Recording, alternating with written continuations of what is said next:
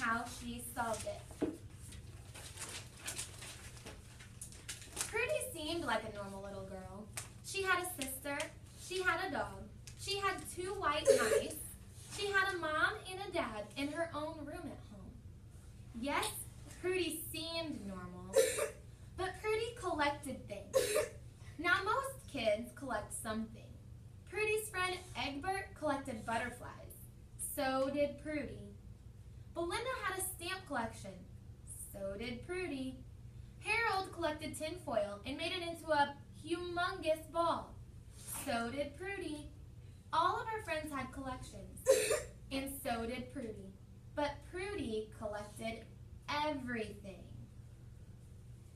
She saved rocks, feathers, leaves, twigs, dead bugs, and old flowers. I noticed you have both of your hands up. Addison, what would you like to share? I noticed for a homophone that it says save.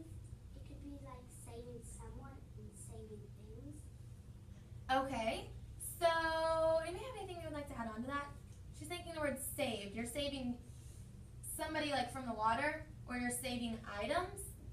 Okay, what do you have to add on to that, Candace? Addison, I like your idea of it, but if you think about it, I'm pretty sure if you think about it, they're spelled the same way, and a homophone is like they sound the same, but they're spelled different. Completely agree, but that's okay. You're on the right track, so keep an eye out for a different homophone. That way you can share it with us, all right? Reese, you had something to add. And well, not to do Addie's job or anything, but I noticed a word that's exactly right by it that is actually a homophone. Okay, everybody point towards saving. And what word are you thinking of? Rocks. Rocks. Addison, I want you to think about that for a second. We're going to come back to you. Do you already have it? I can already tell in your eyes. How is rocks a homophone? Rocks is a homophone because it's like the rocks outside on the ground. Okay. And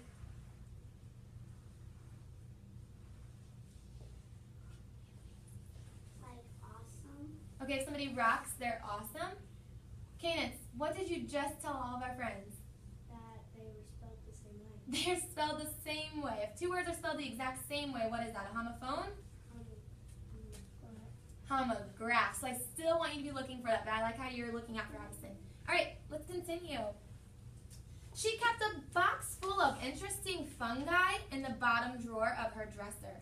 She saved every picture she had ever drawn and every Valentine she'd ever gotten. She saved pretty paper napkins from parties and kept them in her desk drawer. She had 614 stuffed animals in different, unnatural colors. Yes, Reese. I can make a text to media. She's basically a hoarder, and there's this hoarder show where there's people that have so much clutter and they just jump over stuff and it's too much. Okay, have you guys ever seen that show on And they TLC? don't throw anything away. No, they're hoarding. And does it sound like Prudy is a hoarder? Yeah. I completely agree. Excellent text to media. Maybe she cherishes her stuff. Yeah, she must cherish it. I don't know. She had collections of ribbons, shoelaces, souvenir postcards, flowered fabric scraps, pencils with fancy ends, pink scarves with orange polka dots, old calendars, salt and pepper shakers with faces, dried out erasers, plastic lizards, pointy sunglasses, china animals, heart-shaped candy boxes with a paper cup, candy cups still inside, tufts from hair from different breeds of dogs. She just couldn't throw anything away. Cadence, did you make a discovery? I have a text to self. Okay. Sometimes my room is messy, but I don't really hoard things. Like, I don't really collect much of anything. How many of your guys' rooms at home are a mess? My room is a mess. Me too, unfortunately. I love that text to self. Excellent job. It drove her dad to distraction. Yes, G-Man. I noticed that I have a point of view at first. Oh, okay. What point of view? Because on here it says it drove her dad to distraction. He was a very tiny person who did not like clutter. But the thing is that Pretty thinks different. She has a ton of clutter in her room and she cannot throw anything away. Okay. So, and I also have a cause and effect difference. So Prudy keeping all this clutter is driving her dad, is making her dad angry at her Okay, so what was the cause? Because The cause was what?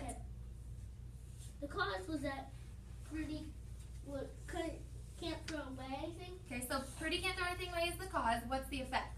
The effect is that her dad gets furious at her. Her dad is furious. Look at his face in that illustration. Does that kind of help you visualize what he is doing or how he's feeling? Okay, let's continue. He started saying unpleasant things as he tried to mow the lawn. Prudy, you have a problem, he said. What do you mean?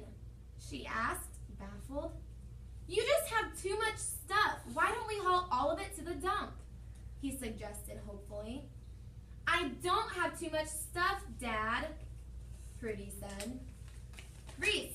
Well, I can make an emotional inference how Prudy's dad feels when he's trying to mow the lawn because his face looks very unpleasant and he's mowing the lawn and there's flamingo sticks, there's dogs covering his eyes, mushrooms in the yard, other flamingos, and some kind of troll.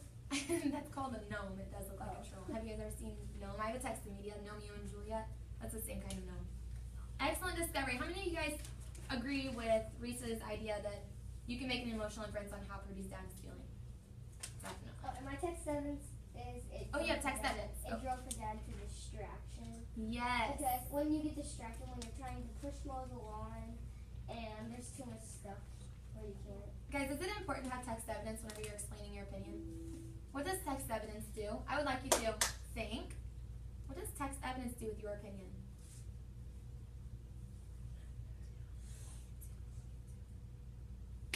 Decide.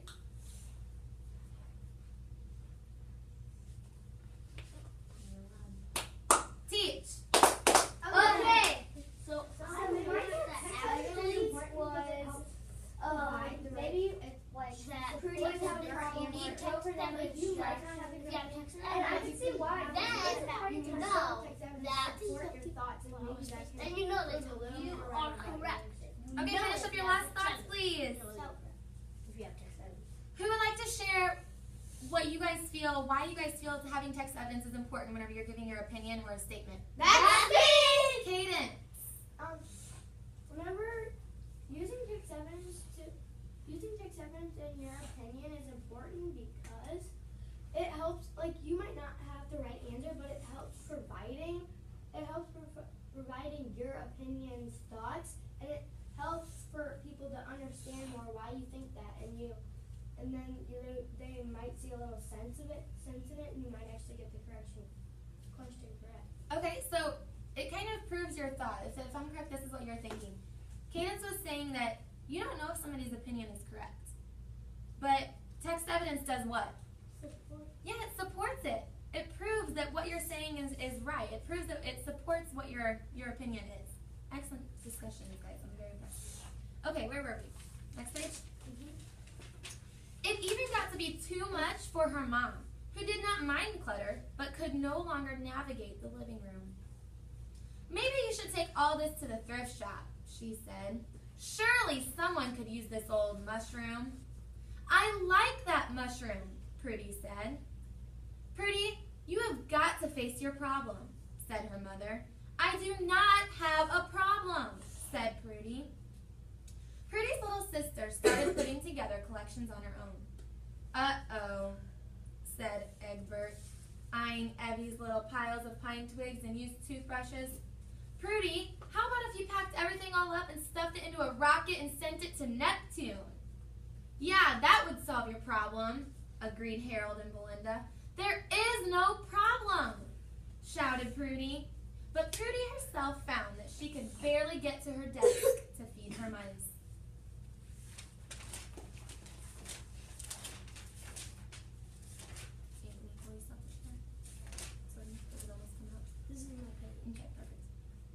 She could not even get out of her room without setting off an avalanche of one thing or another.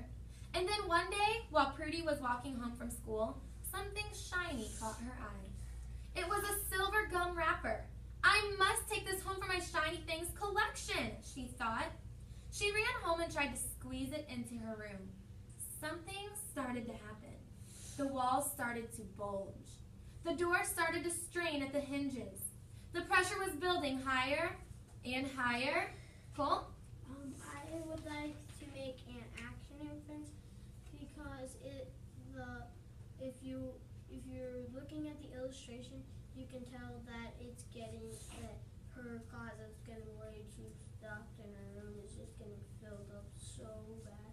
And you can tell that what's gonna happen next is that the whole thing's it's probably gonna blow and just How do you guys feel about that? blow and make it. You guys agree with Cole's action inference? He's predicting that the room is going to explode. Let's turn the page and see. Junk. The room exploded with an enormous bang! Ooh, what did you guys notice? Onomatopoeia. Onomatopoeia. Bits and pieces of stuff flew everywhere.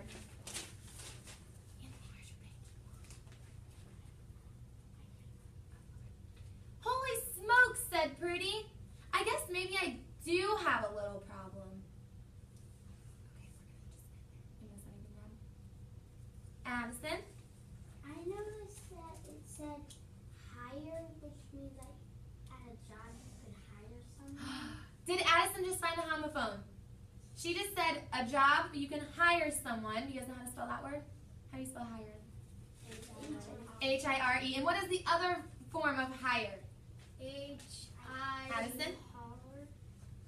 So everybody put your hands in the air. Now please raise them higher. So did you go up or down? Is that a homophone? Do they sound the same? Higher and higher? Do they sound the same? Are they spelled the same? Do they have different meanings? Yes, and that's a homophone. Excellent discovery. All right, I would like you guys, when I say the word of the day, to go with your partners and finish reading the rest of the story. Make sure you are asking questions that are at different levels of Bloom's taxonomy. Make sure you're using your signs, and make sure you're making connections throughout. Everybody ready? Various.